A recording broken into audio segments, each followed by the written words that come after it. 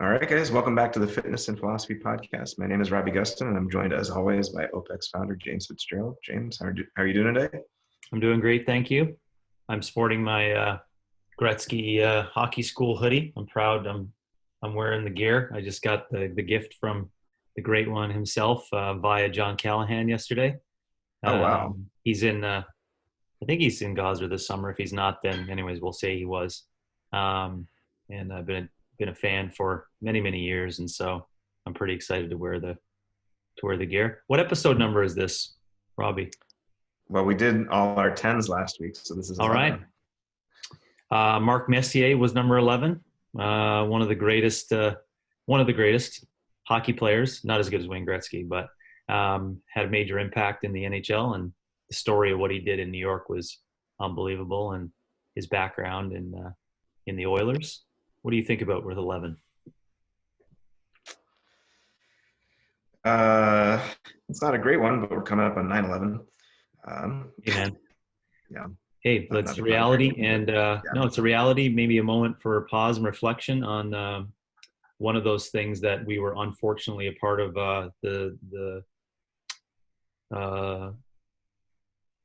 Unfortunately a part of, this thing that like we weren't around for Hiroshima as an example, but this is something that I think it's like embedded in our bones, and it's part of our existence, unfortunately, but it is a big thing.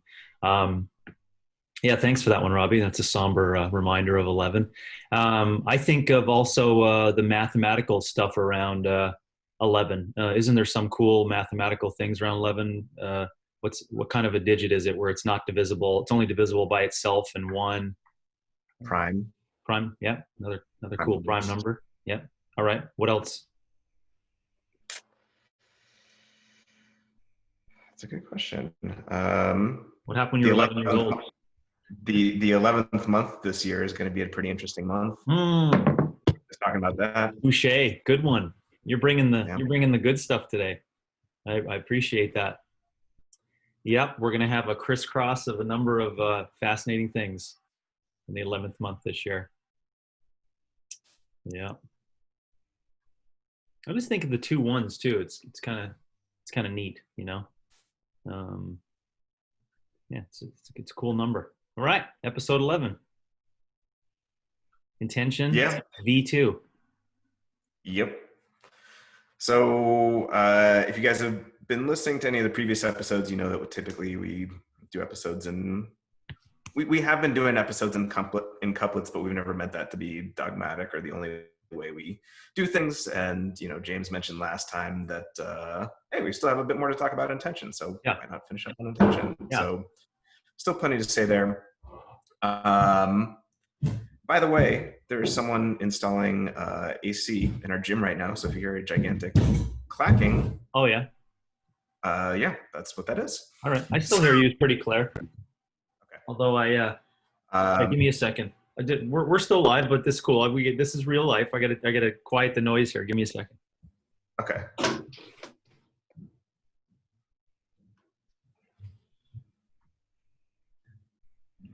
Yeah, they're doing some stuff around the area here too. So I'll quiet mine just to make sure your banging sounds worse.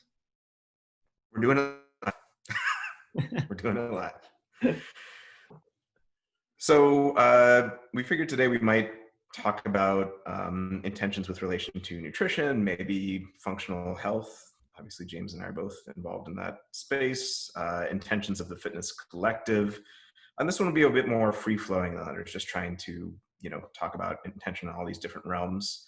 So just to get us started, I'm going to do a brief review of what we talked about last time, just to make sure we're kind of all on the same page. Mm-hmm. So the initial couplet we had was desire and intention. So we talked about desires, then we talked about intention. And one of the things that desires and intentions have in common is that they're things that seem to only be present in beings with a brain or mind or some sort of neurological apparatus. And we talked about how intentions seem to be things that only humans can have, whereas desires are things that animals or insects or other beings can have. Intentions are things that only humans can have. And one of the things we mentioned last time is the differences between intention and desire. So, for example, we were saying that desires tend to be primarily emotional, while intentions tend to be more rational. Desires aren't under voluntary control, while intentions are. Desires are more intuitive. We can't always articulate them, whereas intentions are conceptual. Desires are fleeting. Intentions are longer lasting. Um, with desires, there's not necessarily a commitment to act as a result of it, because again, we would all be messed up as a society if every desire we had was acted upon immediately. Whereas intentions, if you have that intention, generally speaking, that indicates some sort of desire. So that's a brief overview on the desire versus intention thing. And then in terms of our fitness discussion, we talked about what types of intentions do we have in fitness. We talked about what types of intentions should we have, and we talked about how that's actually a question you can ask with intentions that you cannot ask with desires, because it makes no sense to say what desires you should or should not have since they're not in your control. And then we talked a bit, James, about the notion of do it because you can, do it because it's for you. Those intentions within fitness, self-determination theory. We talked a bit about intention with relation to the coach, but I figure we could talk a bit more about that today. And we started to get to, but I don't think really delved into the dose response equation and its relation to intention. So that would be maybe cool to talk about. So yeah. Just as a recap from last time. Any thoughts there? Yeah, for sure. Just to maybe for those listening in who are coaches, to see how you intentionally went about creating contrast of desires and intentions. Let's take the meaning of both of them out of the picture and just say, hopefully coaches can see that as a really nice way to kind of figure out where things sit in a lane for explanation and understanding. So I just wanted to make mention that I really enjoyed that. And I do look forward to, maybe, I forgot that we would discuss that a little bit more today in terms of, looking at intentions through the lens of someone else, like not everyone who participates in fitness and those actual intentions, but how about the coach's intentions around the vocation, the coach's intentions around the relationship, etc. So maybe we can touch upon a couple of those things and see if there's some parallel things that are inside of both. Yeah, absolutely. I mean, if you want to, I'm fine to start off there. You wanted to talk about coaches' intentions and kind of what their intentions should be, or somewhere else you want to start? Yeah, no, coaching intention. I think to just continue to discuss that point, it's a fairly interesting time, in 2020, and the general classification of the fitness coach. It's how that position is delivered and who they are, and are they easy to spot, and what's their actual list of things that they do in a day. Like it's pretty broad. It's quite broad, and how it's delivered and what the service looks like. And am I making sense? Like, it's really tough to picture that thing, and I think we need to start there because, it's a reality that it used to be, fairly simple. I wouldn't say it was easy, but fairly simple. I'll just use, history again in 1993 to say, what is the intention of a personal trainer? What's the intention of a personal trainer? And there wasn't 18 other versions of that actual personal trainer. It was just, that was your job. So what was the intention? It was probably to teach people about movement, and to help them per hour and per minute by minute that you're with them, to do some physical expression and to assist them in that, right? So what was the intention? The intention was probably a helper, a director, a leader, a collaborator, a friend, and multiple different versions of that particular thing. And now we're in 2020, and I just wanted to start by saying that it's really weird to even start with the concept of, what are the intentions of a coach? And I think what we have to end up, maybe moving it, Robbie, is what should the intentions of a coach be, and just kind of jamming on that. I proposed that at the base level, I propose that a coach should have certain kinds of attributes, and there should be this agreement on this theoretical model of what an oath would be that should be applied inside the vocation. And so I talk about those in CCP. Some of them are just attributes of attentiveness, empathetic, trustworthy. What were the other ones? Attentiveness. Wait a second, I got them right here.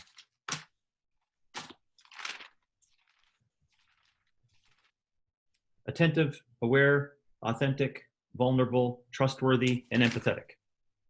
So these should be attributes that a coach should have. So based inside, could there be more? There could be more, but that's where you start as a base support. Secondly, we can then say, well, what's exactly going to be the way that you lay these things out? And should there be some form of an oath that coaches should apply when they're actually, doing their job? And I start with just a couple of small ones.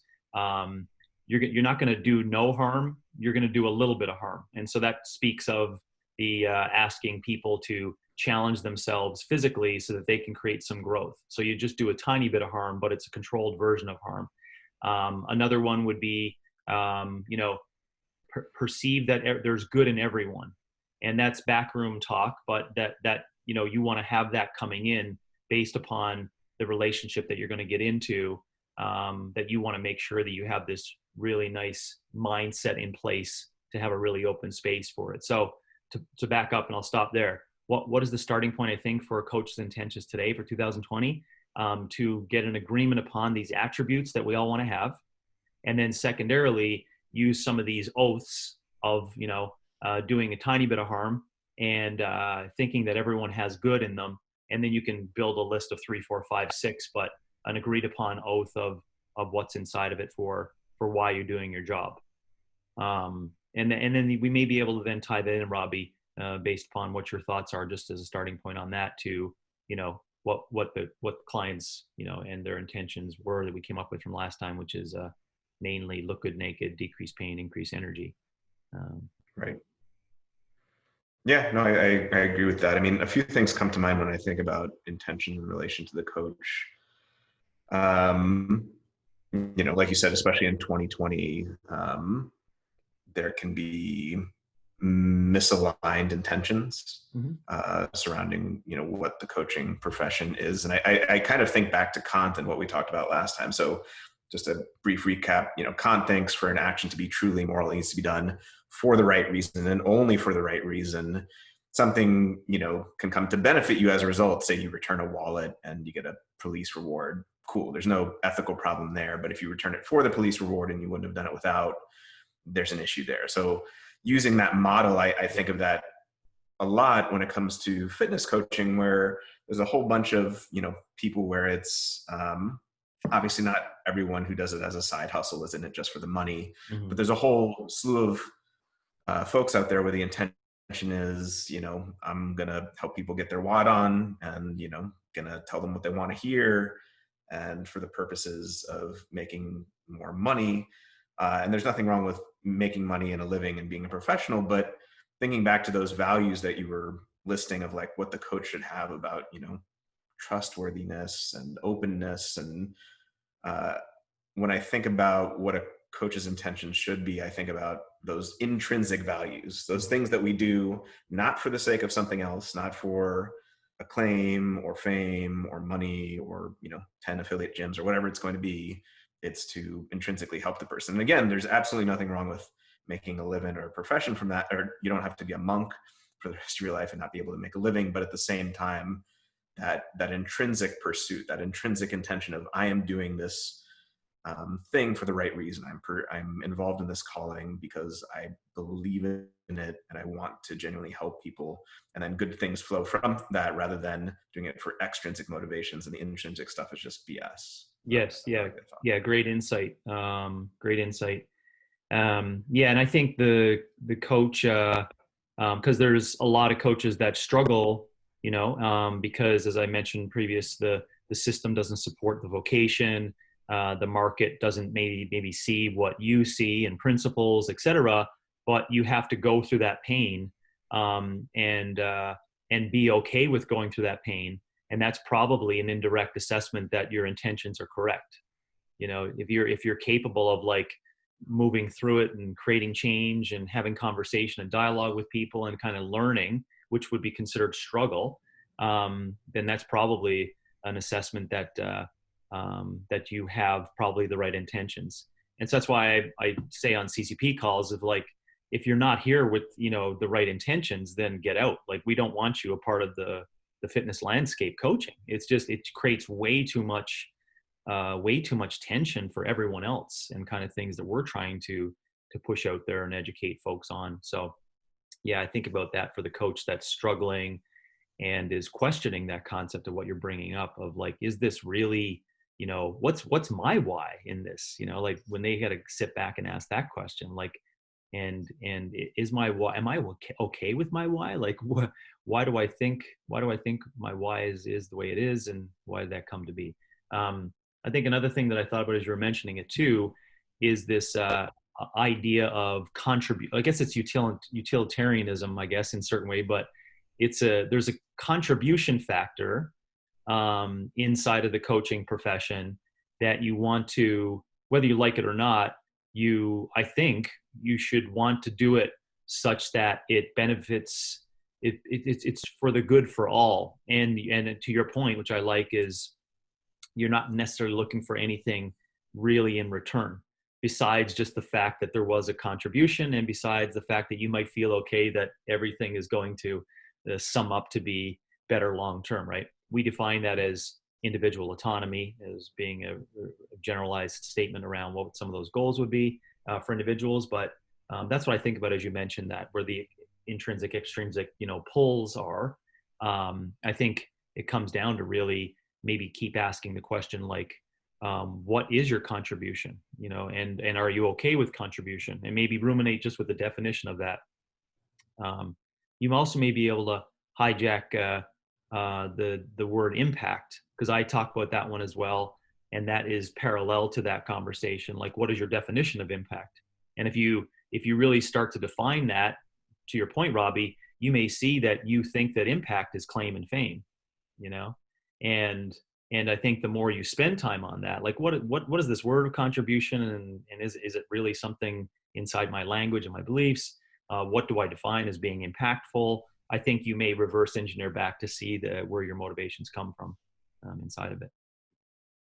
Yeah, agreed. And I think the same way you talk about how the intention behind a workout, whether from the coach's perspective or the client's perspective, can completely alter the nature of the workout.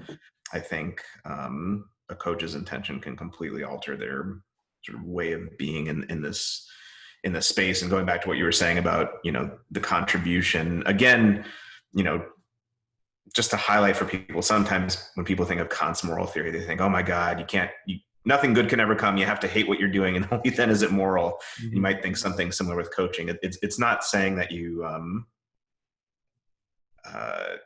good things can't come, but it's saying always go back to the reason why you are doing this. Were that stuff not to exist, were the fame not to exist, were the 10 affiliate gyms not to exist, were the money not to exist, would you still be doing what you are doing? And I think most of us who are involved in this kind of know that there's that internal fire that we can turn to and reflect on and say, I probably would, assuming I could make a base living, right? Yeah. Some sort of base living. Yes.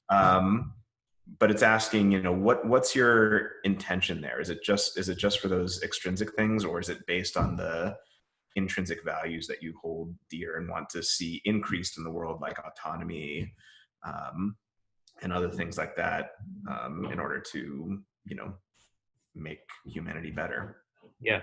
And that's why I come up with, or at least something that coaches could wrap their hands around, be like, well, what are attributes I should strive towards to see if those are my intentions? Like I had mentioned with attentiveness and those, as well as why I virtue signal my own teach, learn, move, create, because at least it could maybe just spark some ideas in a coach of saying, if I go after these things, which I would believe to be, in my opinion, are like wholesome and holistic and well-rounded. And I try to go after those things each day. And throughout my time as a coach, you're probably going to end up with to the same point of assessing if your intentions are correct. And then really in the end result, you actually are contributing for good reason, because you're looking to just teach people because you're good at it, or you want to do that. And you're probably teaching them something you fell in love with around fitness. You're constantly learning, so you can upgrade exactly how to move more people through this entire thing. You're moving to experiment like with what your tools are. And then you're creating things and being vulnerable in that practice of trying to create things, see if, is that going to work? I'm not really sure, but you're just being honest around that. And that beautiful loop then of the teach, learn, move, create can allow you to see if your intentions are also aligned. So that's maybe another thing I would ask coaches, just to maybe come up with their own, priorities that they can stick to as mantras. And then in the end, I think it'll turn out to be not as what seemingly looks like, a doldrum, but it's actually worthwhile in the end. Yeah, and I think those are things you can, if there really are intrinsic, you can constantly turn to them as sources of inspiration, even when the going gets tough, or when you have these situations where it's like, if I have one more woman ask me if weightlifting is going to make her bulky, it's like, or is coconut oil going to kill you? Right. Or should I Or go eggs. should I go keto, but I'm eating fast food right now? Like, yeah, like that type stuff. Yeah. Great way of putting that. I appreciate that. So I think we talked about this a little bit last time, but I didn't know if we wanted to maybe delve into a little bit. I was thinking a bit more on it. I think one of the greatest sources of tension that maybe a coach runs into, and I'm sure you've run into it, I know I have, let's assume, a second ago we were talking about coaches with some good intentions and some coaches with maybe some not good intentions. Let's just assume, for the sake of what we're talking about now, we're talking about coaches with good intentions. They want to genuinely help people. They're not doing it for money, fame, all the rest of this stuff. But day in, day out, just the exact same things we were saying, just this constant doldrum of, should I do Orange Theory? Should I, coconut oil is going to kill me. Why am I eating a vegetable? 21-day detox. Thoughts on what we should say about, a coach's intentions in relation to a client's desires, and just being able to, I guess, stay true to yourself in the face of that constant onslaught of things in the current fitness market. Yeah. Well, it's not easy, but I would say as advice, just to, it's kind of like what we said earlier. If you just got to be patient, and as you continue to stay patient with it, I'm presuming with good intentions that you're willing to take the burden on of the responsibility of like finagling with these issues that people have around what is real and what is truthful and what's the right path, so if you get into multiple occasions where you got all these people in front of you and it's creating a huge amount of tension, well, you may want to do a couple of things. Number one, say, how in the hell are they all in front of me? What am I asking for that kind of like landed them here? But then secondly, get inside that and be patient, and like see if you can come up with some strategies on educating those individuals, right, around these things that you're listening to us talk about on our podcast. Or you may figure out that you do have this unbelievable gift of unconsciously attracting all these people in front of you, because you have the opportunity during a 4 week or 12-month period of really changing behaviors and transforming people, and like moving them from this period of like chaos, of information and not knowing what to do, and then to a point where they're like, I can answer that question on the street. This is what the client says, right? Hey, this is what they say to you 12 months down the road, right? They come in and they're like, man, my buddy came up to me the other day. He was like, yeah, I'm going to try this keto thing. And I immediately went to him like, there's a time and a place for keto, there's the pluses, here's the minuses, here's the unknowns. And he was like, I don't even know where that was coming from, but I really believed in it. You know what I'm saying? So see that beautiful story. If you were patient enough, and you kind of had the system in place for educating and dialogue and conversation, I think it can get to a spot where it diminishes that tension which you're speaking of. Yeah, I think that's a really good point. And that actually, the way you put it kind of brought up something for me that I thought was really insightful. So, so often as coaches, we ask our clients to be patient. in the pursuit of whatever it is they're trying to achieve. But, the way you put it just kind of reflected the patient's back towards us. We assume, we're sitting there frustrated, like, oh my God, this person's talking about keto for the umpteenth time. Maybe a bit more patience on our part in terms of sticking with our intentions. Because I think there's this very strong temptation, even for people who have these very strong intentions in fitness, to want to do the right thing. You see the person down the street with all the different marketing materials, and they're, this many Instagram followers and this much money. And so there's this desire to, be successful and not be, constantly struggling to do things. But again, going back to that notion of patience and sitting with the person and being okay with the discomfort around that situation and working through it, rather than being like, it has to change now. So if we're asking our clients to be patient with their nutrition or fitness, we should similarly be patient with, dealing with issues that need to be, they need to be educated about. Yeah. And there's a whole host of issues inside of that itself, where coaches need to sit back and just ask, why is that the case, right? Why am I not patient? Why do I really feel like this is so full of tension? What are the things that I'm observing and what I see in my clients that are possibly things I may have in myself that I'm like, oh, I need to remedy, and we need to figure that out. So just keep sitting back and asking those questions, and you'll get to a point of realizing that when you do take this idea of patience in mind, like we're trying to ask clients to do with their lifestyle, it'll basically just calm things a little bit and open up this space for conversation and dialogue around how to be educated. And you won't get frustrated then where 4 weeks down, again, they come back and ask about coconut oil or a specific article, right? And I think it's our responsibility too, for that example. I'll just use the example of the coconut oil. In 4 weeks, you don't come back and be like, really militant on it. We're just like, don't ask me that again. Like, we already went over this. Instead, you have to take the responsibility of starting to move it over to their place and over to them and say, let's review what we had previously discussed. And I want you to voice out with me, what are the positives of coconut oil at its highest level, right? And then you're starting to recognize, they start to recognize then that you are asking for them to be responsible to figure out this stuff. You know what I'm saying? So, and then it doesn't come back to the coach of like, oh, please tell me if I'm right or wrong, and now we can figure out how to go from here. They're instead saying, hey, I'm learning about this, but I just want to bounce some things off you, and I appreciate you putting it back in my court to kind of figure out how to come up with, the deepest answer to this. So I think, we need to ask that question ourselves, Robbie, because I ask it all the time about the whole context of the high intensity model, right? What's the hurry? Right? What's the hurry? And we need to ask that too. And if you're like, well, we don't have time. Well, that's not the client's fault. That's the system's fault. You know what I'm saying? So if you don't have time to have a discussion with people, or you're like, you're Rolodexing this in your head, right? And you're like, okay, I got to do all these things, this book and this research and this many conversations. This is going to take us 5 sessions for 30 minutes each to kind of get to remedy this, right? And this is what you're coming up with in your head. You're like, we can't do this. So you take this fast track approach where it's like, I'm just going to give you this book, and then we'll meet again in 4 weeks, and good luck with that, And then when they come back, they don't have it, and you're expecting them to like have that thing.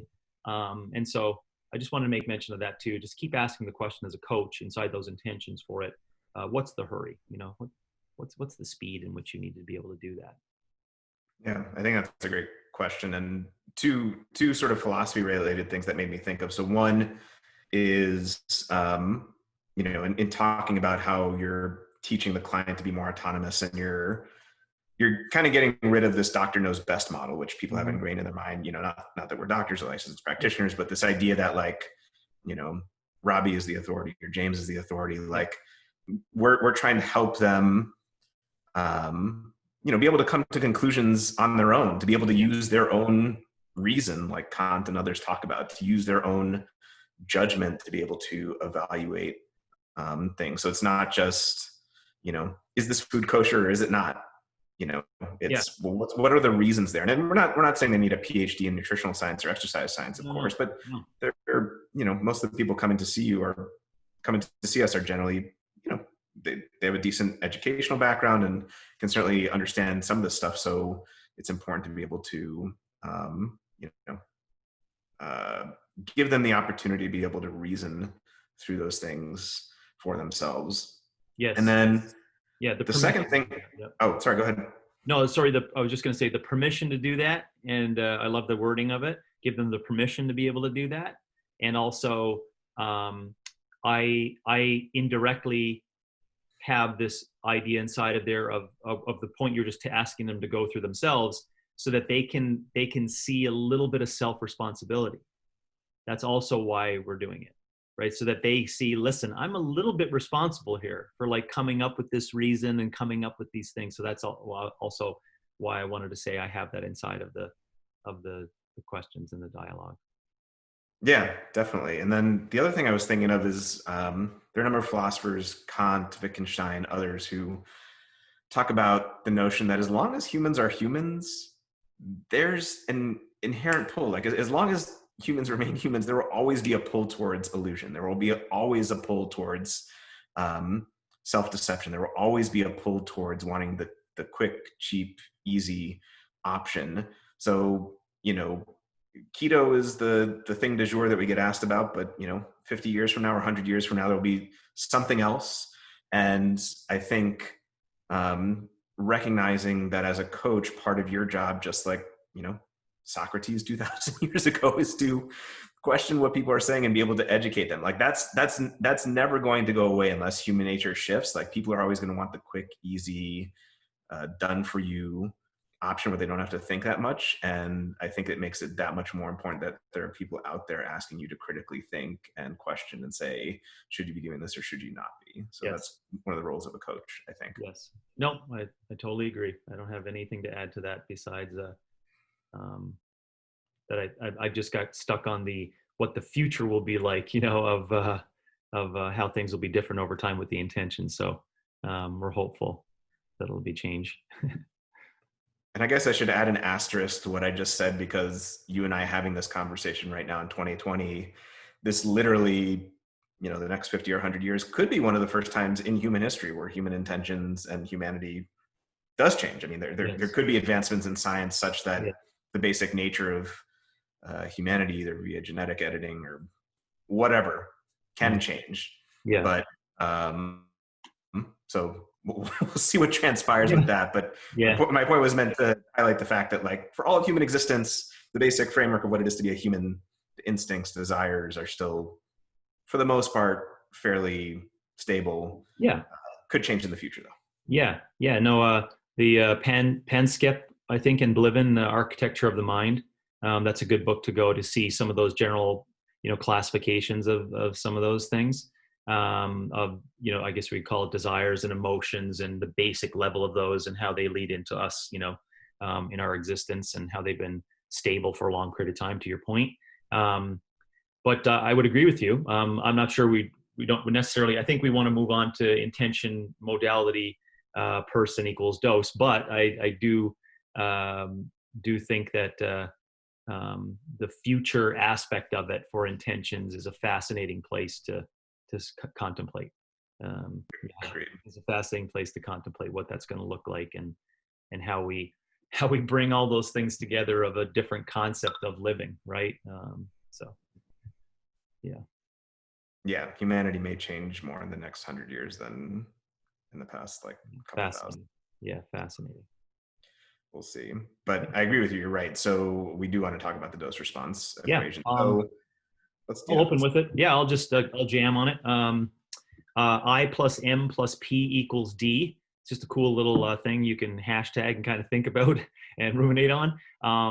I think it came about too, before I just lead back to how does intention sit inside of that.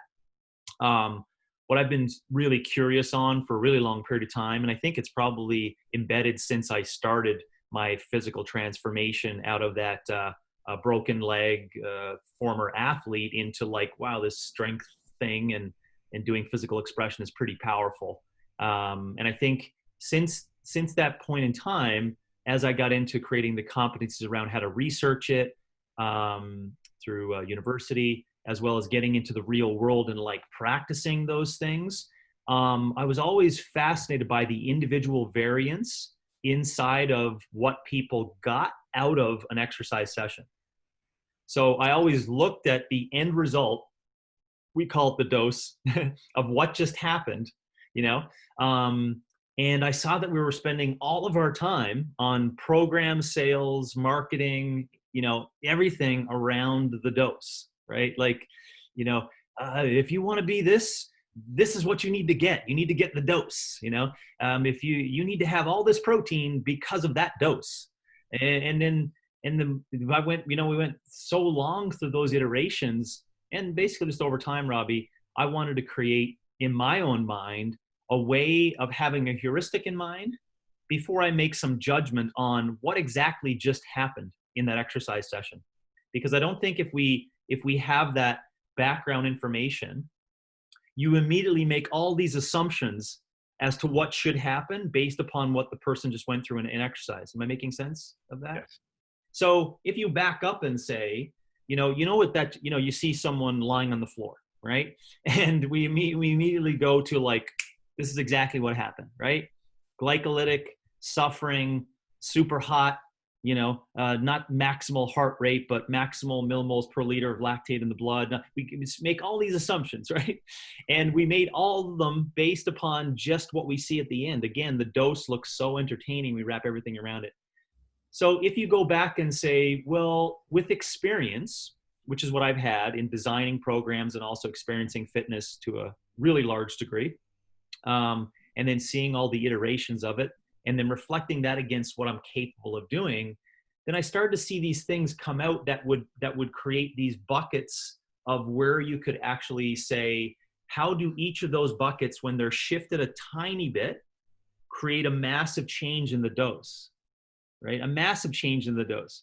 So then you're like, oh, you lifted a little bit more weight, so you had this massive change in the dose. It's like that's one little part of the entire makeup there. And so if I go back, I would say things like, your thought process going in, your strategy, what you're trying to get out of this, your whole reason for its experience. I called that intention. Like, the whole reason why you're getting into that exercise session, that whole thing.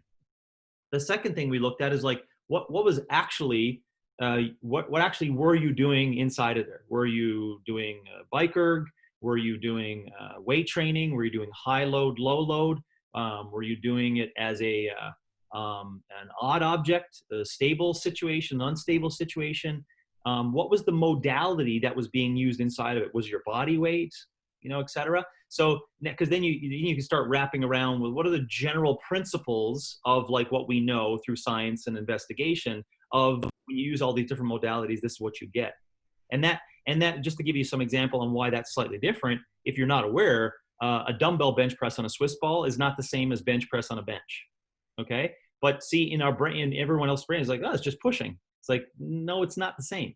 It's not the same. So you can see all the iterations of, you change the modality, how that changes the dose response, just to give an example of that. And I use the other example for modality is like rowing, right? Everyone's like, oh, rowing, that's cardio. It's like, well, rowing is actually really light deadlifts done over and over sustainably. So you see, it's like, oh, wait now, so, so it changes our whole thought process on the modality does make an impact in terms of what we're trying to get from that. And then lastly, the person dictates the dose response. Training age, previous training cycle, capability of expression, gender, essence, experience of all those things, experience of the exercise in general, whatnot. So you add all those things up, and of course they change up each time, but that's going to allow you to dictate what is the dose response. So based upon intention and where it fits in here, it has a monstrous part to play, which is why I always comes first in the I plus M plus P equals D, is that the strategy going in, the whole background of what we talked about on the last podcast and this one, all of that plays a monster role in determining what the dose response is, right? In determining what that is. And There isn't like 5 lanes where it's like, oh, this person is intrinsically motivated.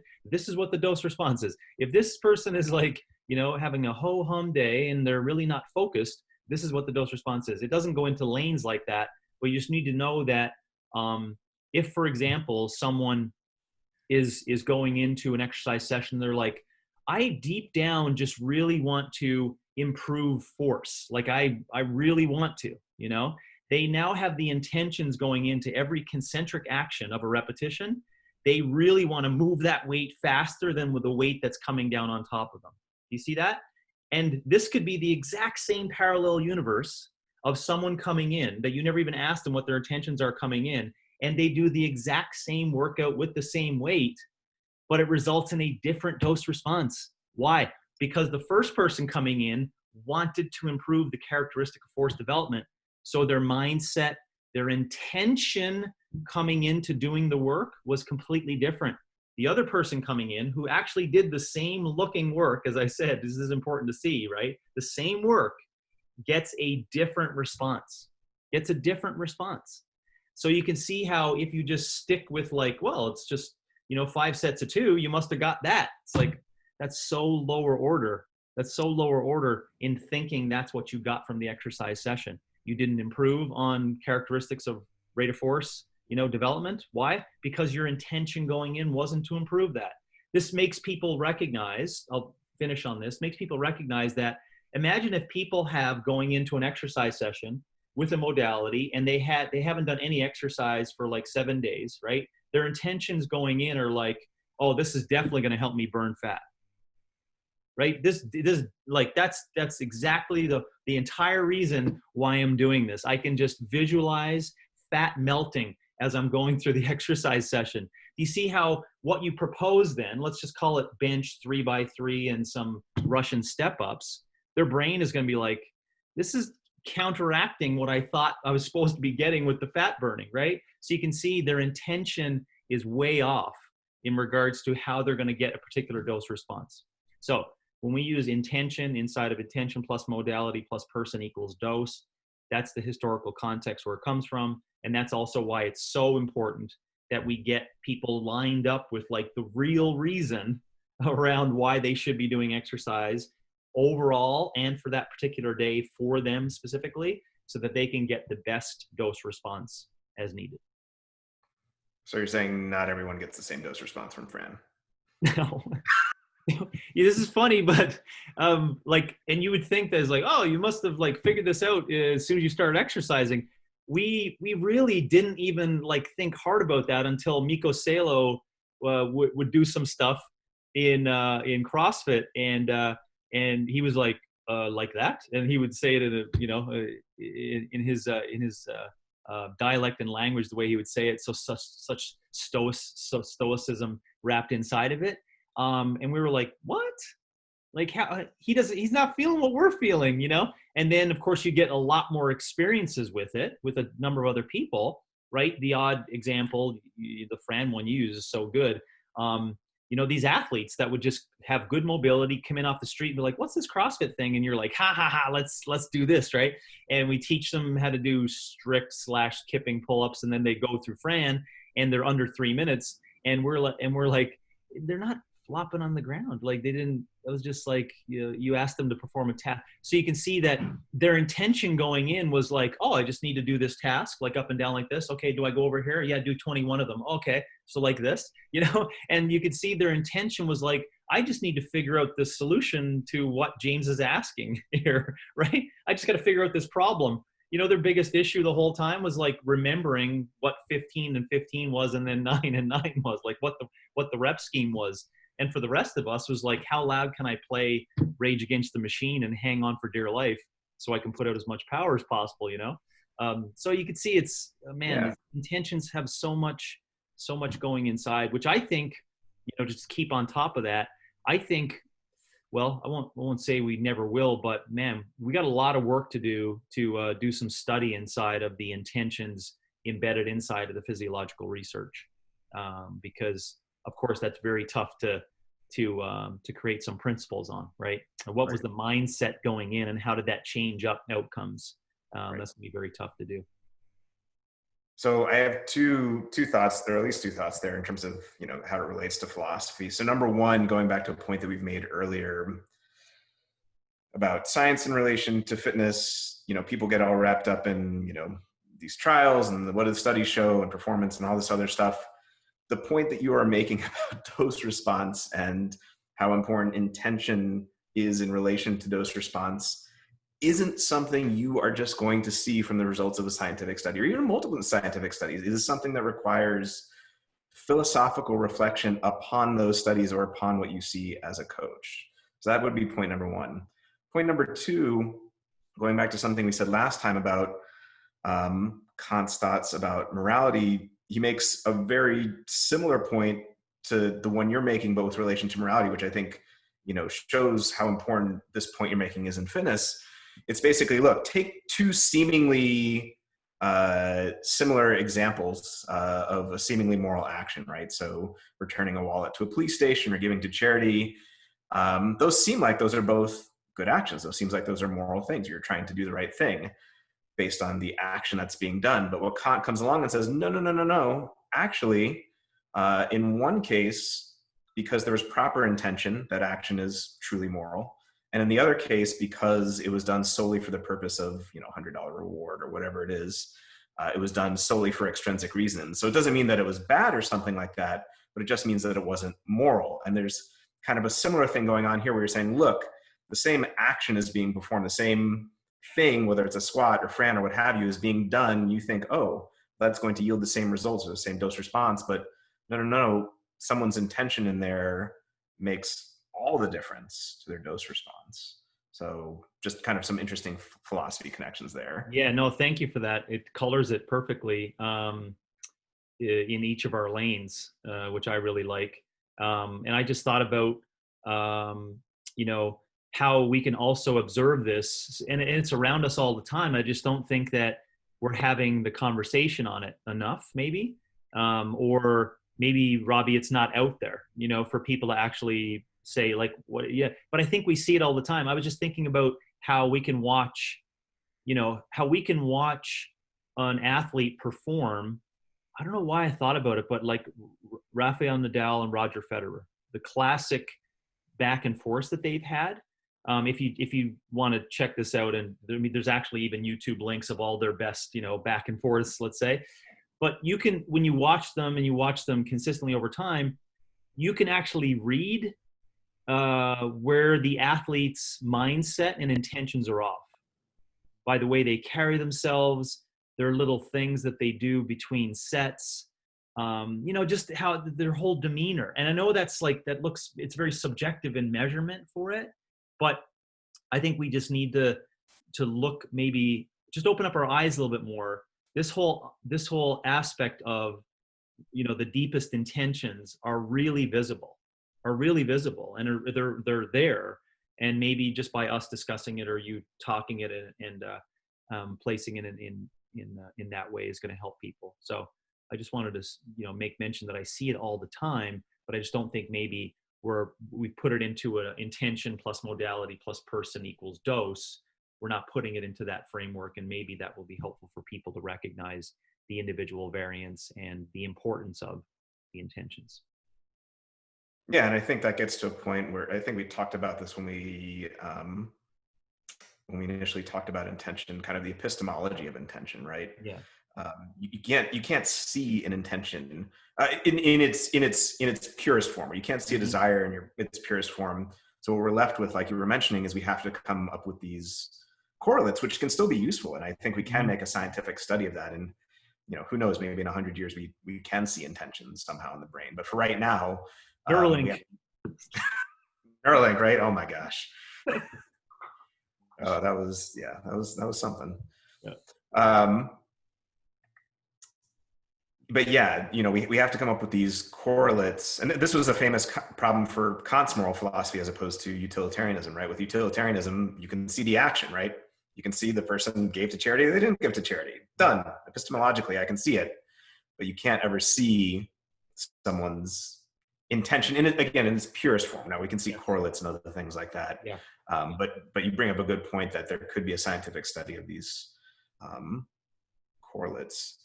Now, a quick question I did have here with regard to the dose response equation that I was just curious about. Um, I take it that when you originally came up with this, a lot of this centered around the client's intention, but I'm kind of wondering, where does obviously there's the interplay if they have a coach, the coach's intention. So can you say a word or two about how the I in that equation is balanced between the coach's intention and programming and the client's intention and actually doing the workout, and how that all works? Yeah, I think there's that's a good question. I think that has to be like really worked on to get to the point where there's great alignment of intention on the client's behalf that's self-evident for them, as well as this openness to this education that's a long-term project that both you and the client are aware that if the intention is not perfectly aligned, we just have to be okay that the dose may not be perfect. So that's where the coach has to come in. In the end, you still need to recognize that it's without the coach, right? It's without the coach that creates that dose response. But if the coach comes in, I think it's trying to figure out where they sit on this self-reflection on what are my real deepest intentions for not just this session, but the whole collective thing. And once they get to this realization, my mindset and my behaviors and my thoughts around this going in does make a difference in what I get out of it. Then I think there's just you got to find a timeline, an open space to kind of change that. That's what I would say where the coach impedes there. Okay, that's helpful. Mm-hmm.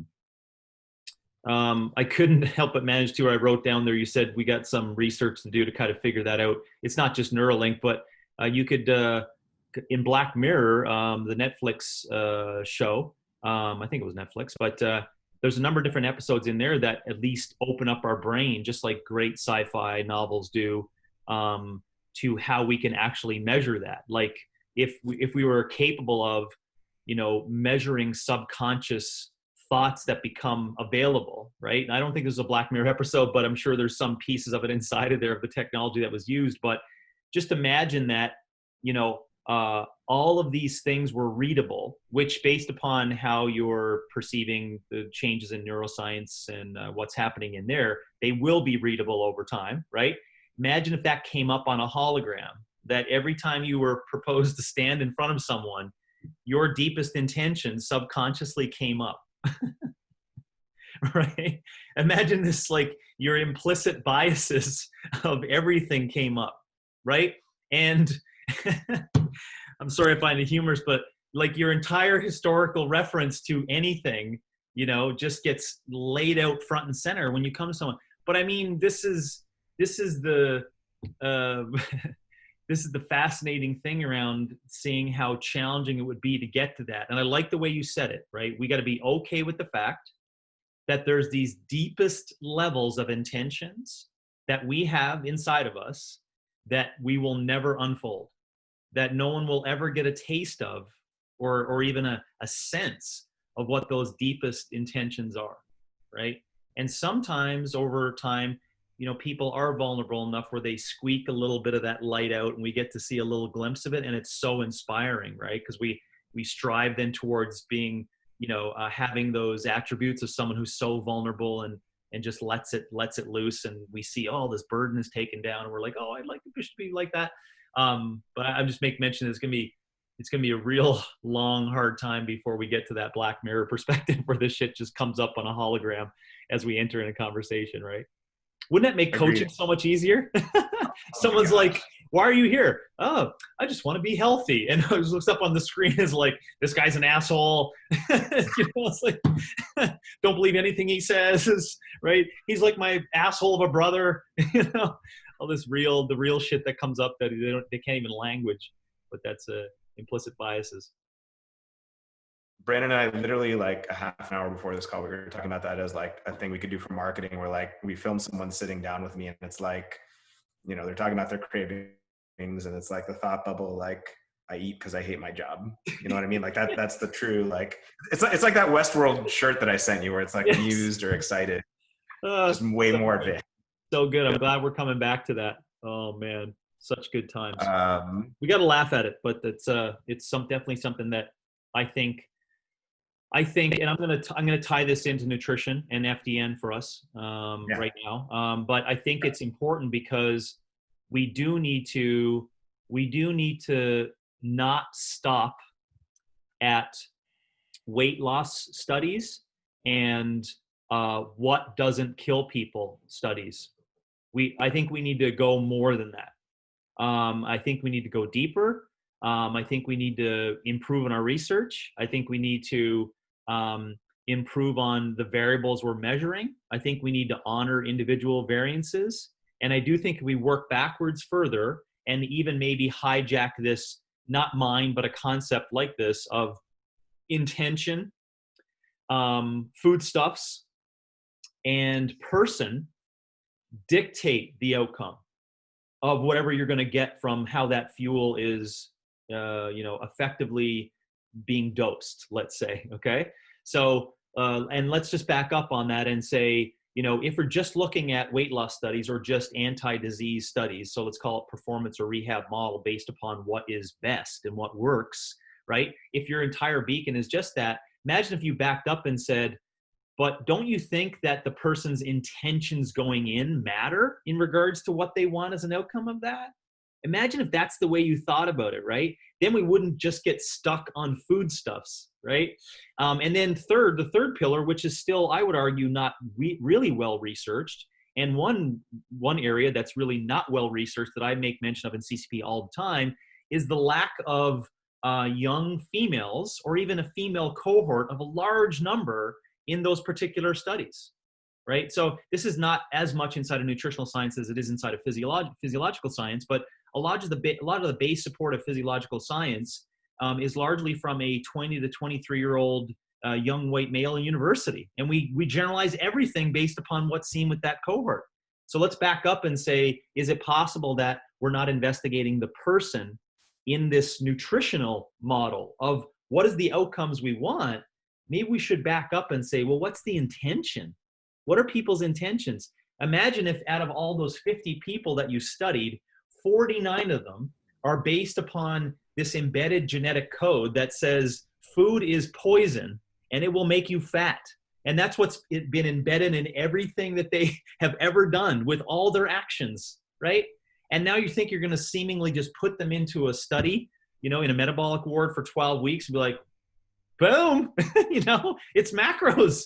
This is the answer. It's like, okay, we can certainly take some things from that, but shouldn't we go back and say, is it possible if we went from 50 to like 16,000 people, and then we had a different study with different intentions, is it possible that we'd have different outcomes? And that's what you need to like stretch our brains on a little bit and not stop at just that answer. So I injected in a parallel concept of using I plus M plus P equals D from physiology and exercise and physical culture, and moved it over to a possible nutrition intervention, right? Of intention, food stuff plus person equals dose. We probably need to find another piece of language instead of dose for that, but maybe the outcome or something that we're going to get from that. And what's your thoughts on that? I'm pulling that over in terms of understanding intentions inside of nutrition prescriptions. I think two things. One, I think it's macros. That's what it is. That's going to be. I'm going to take that clip out. I'm going to make that just a rotating loop on fitness and philosophy. With my hands like this.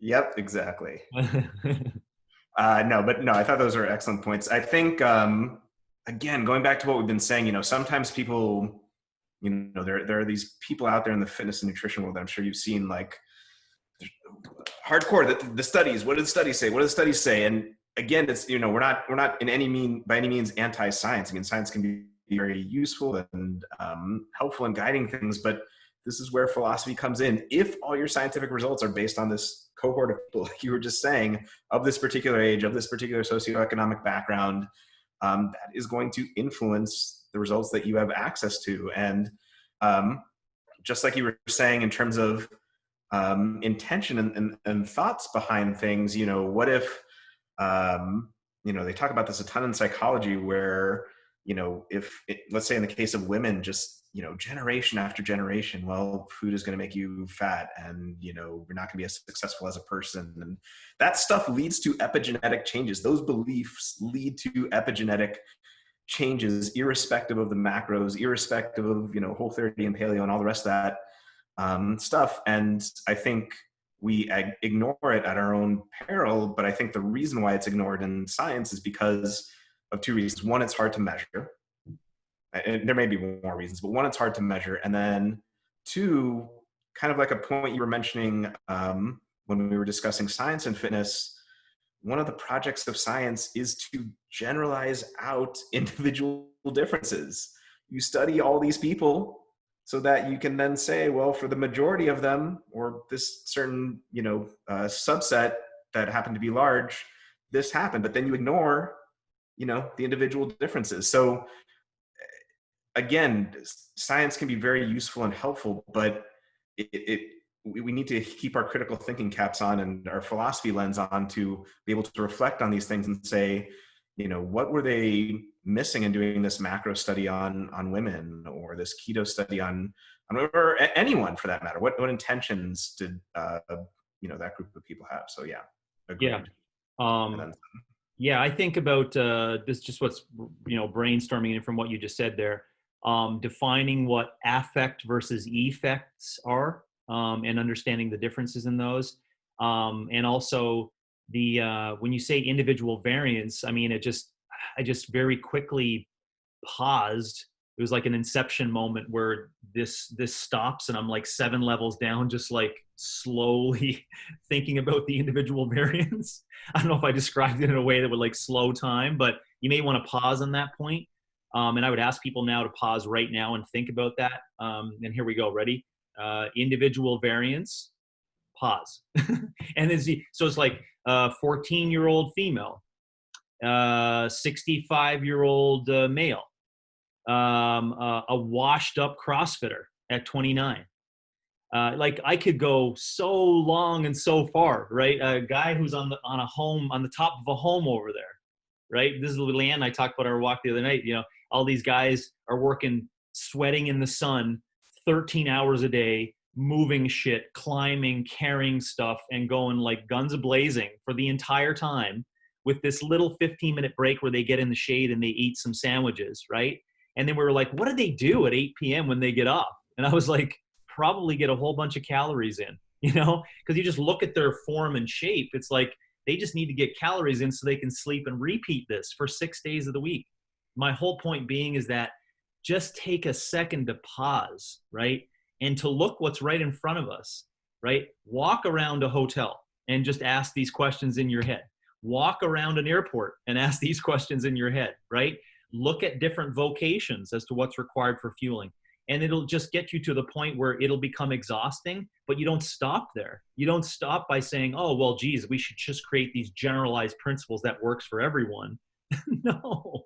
You need to back up and do what I guess we would call integrative principles, right? You're integrating the individual variance, the food stuff, let's call it information, right? Individual variance, information, and the intention, right? The intention.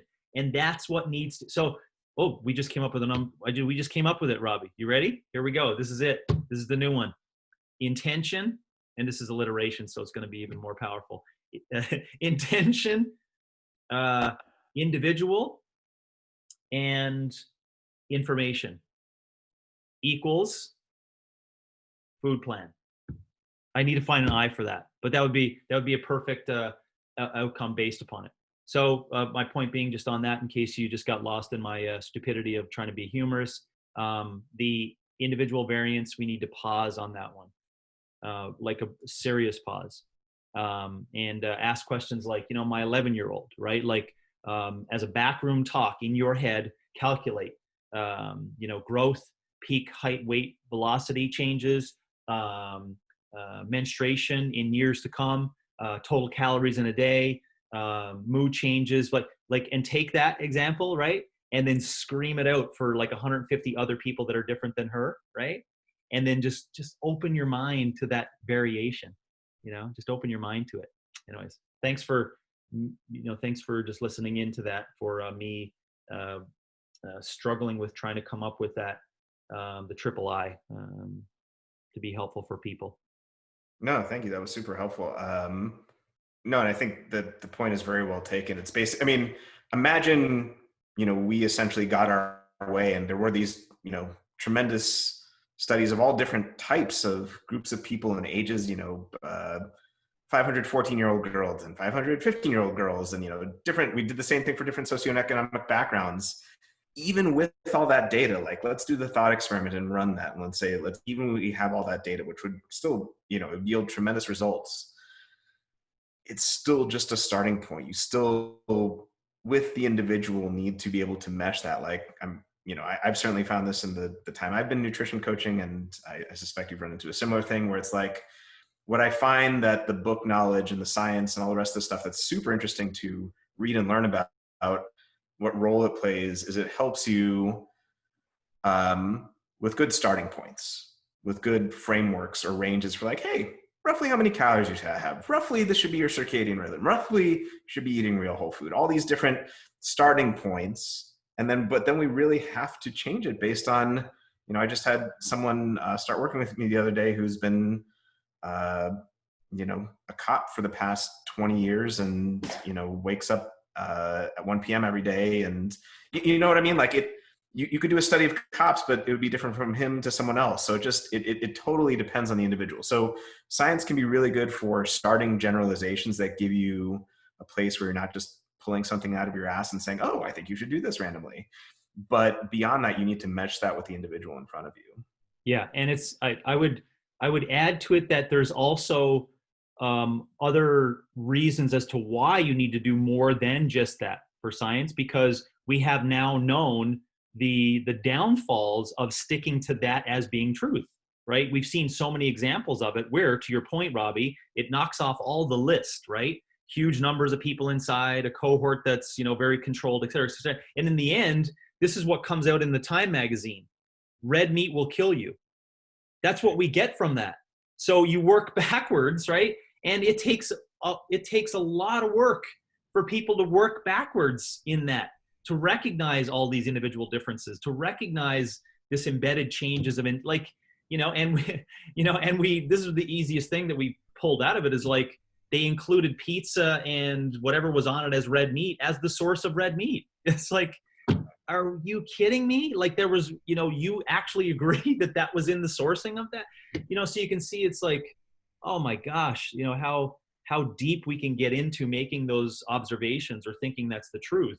So this is my point being is that what you just said is very important to consider because we've also seen the downside of believing only in that. So open your mind to the possibility of the individual variances, and then maybe you can start using that. And what I should say to continue on that, Robbie, is that don't stop there.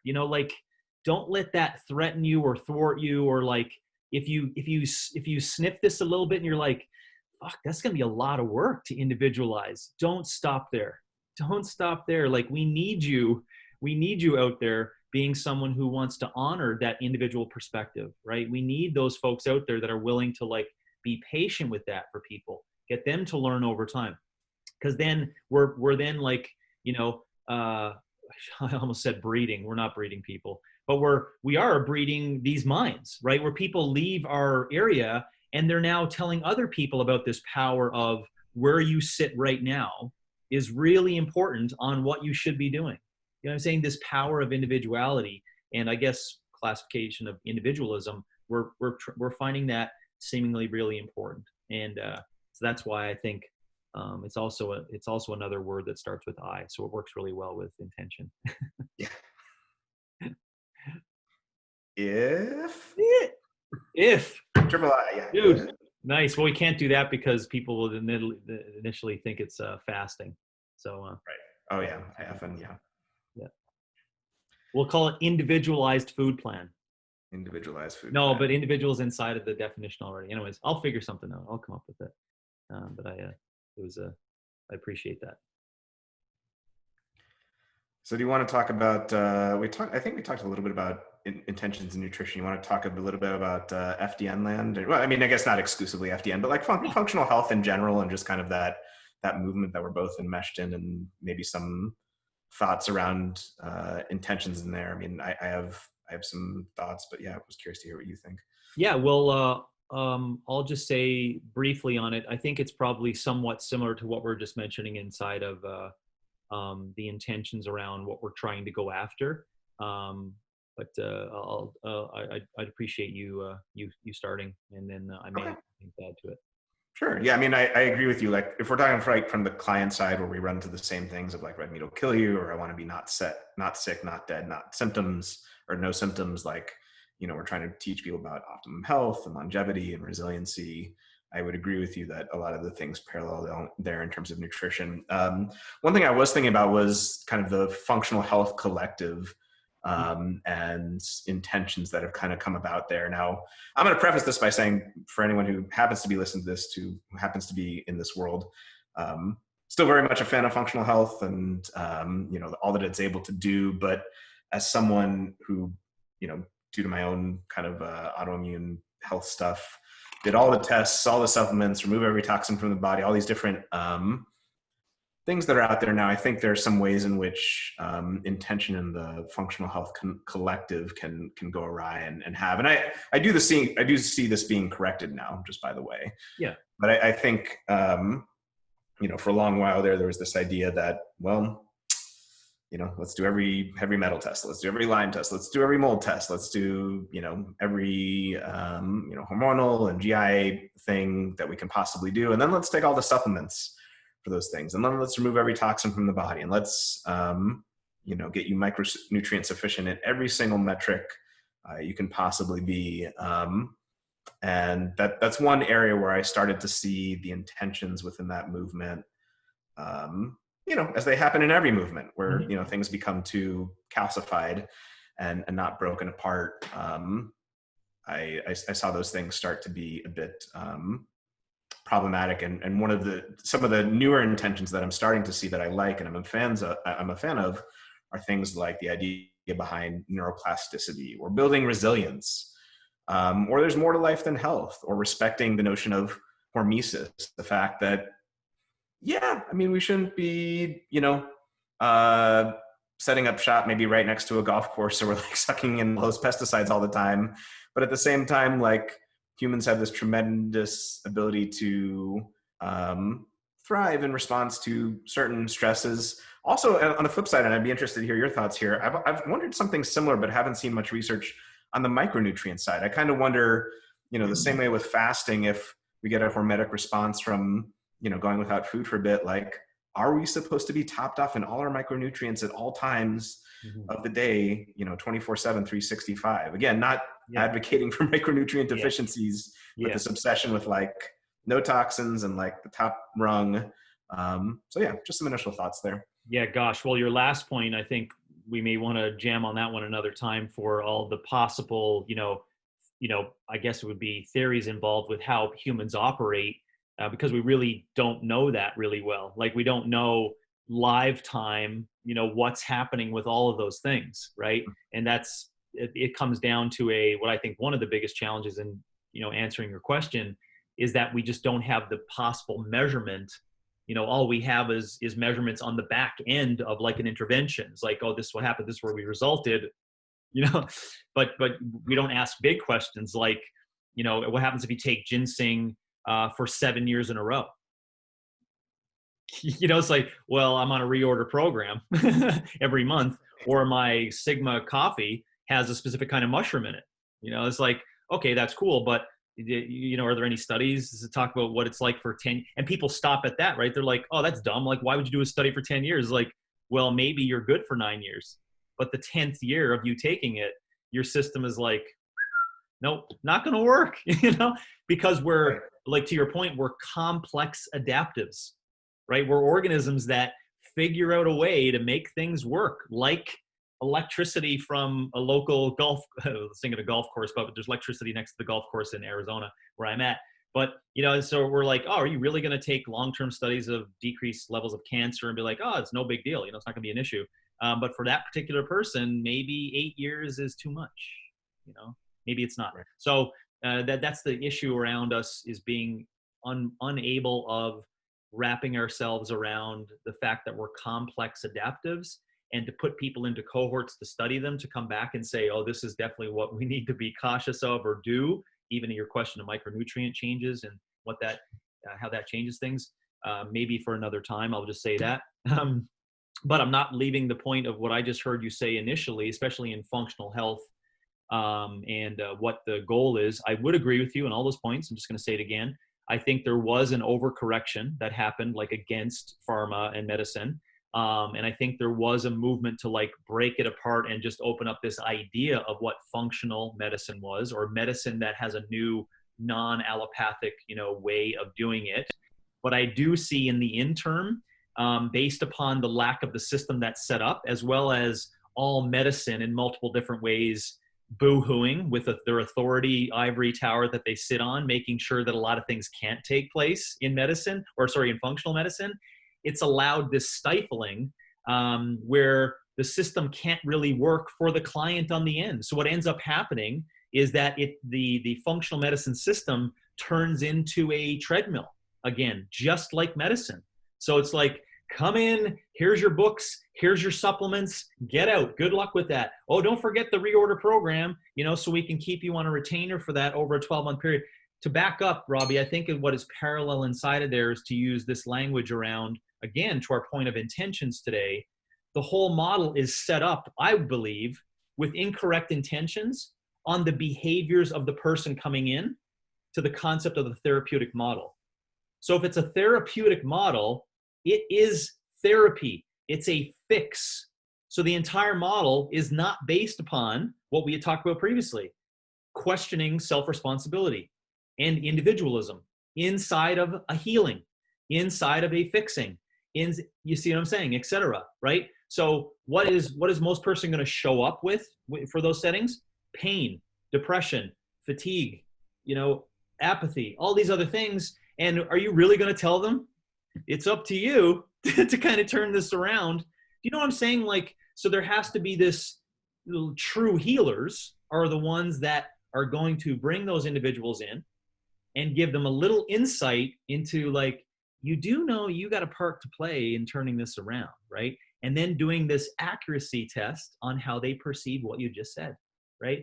Because if you give them that little, like, do you feel you have some part to play in turning this around? And immediately they're like vehemently, God, no, I'm in so much pain. I just need to get this. I need to get this taken care of, et cetera.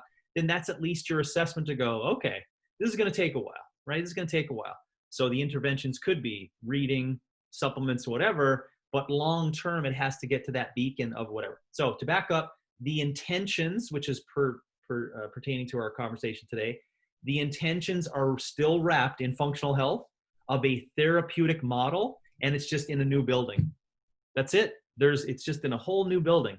And we need, inside of that, to your point, which I do see it correcting itself, we need to have different behaviors inside of the pathway, the client life cycle, the business initiatives, the long-term plan for people inside of that. And eventually, I think ironically, it'll turn into it being, fitness coaches who are neo-generalists in the future that offer that entire thing, right? Because they'll have all these competencies that they can take someone in multiple different levels and give them this perspective of, self-responsibilities inside of this to move forward.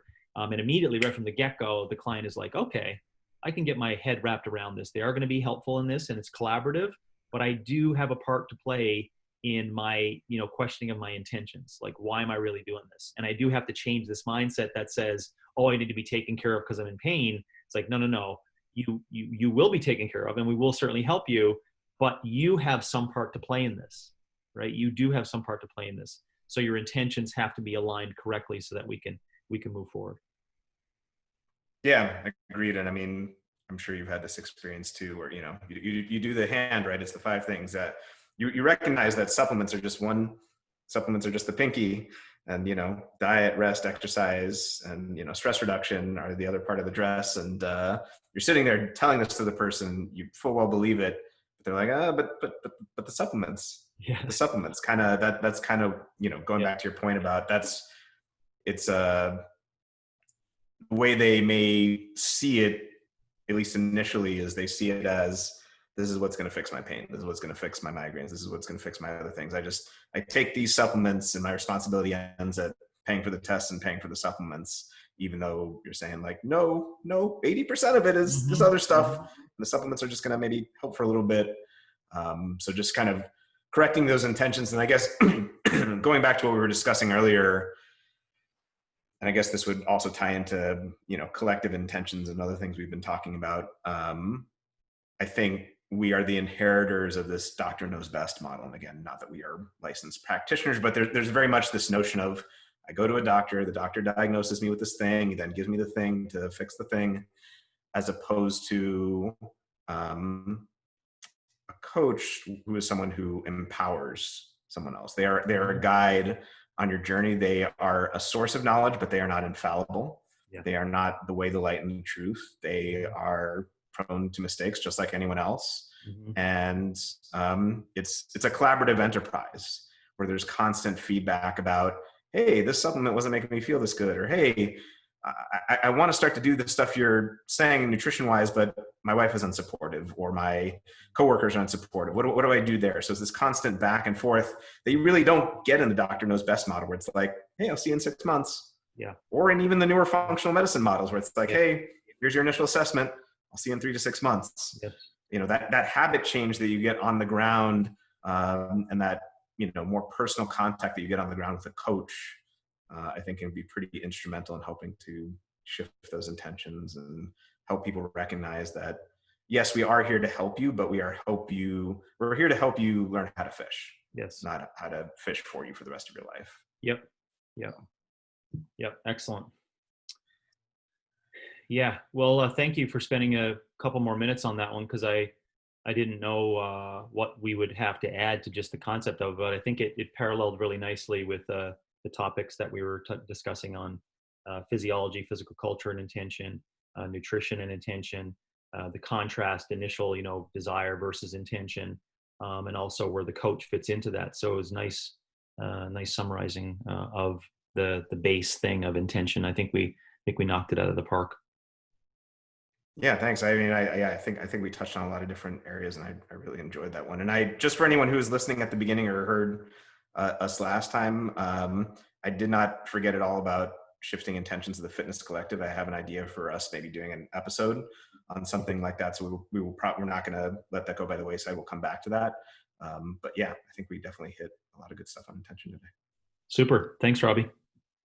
Thanks, James. I'll see you next time.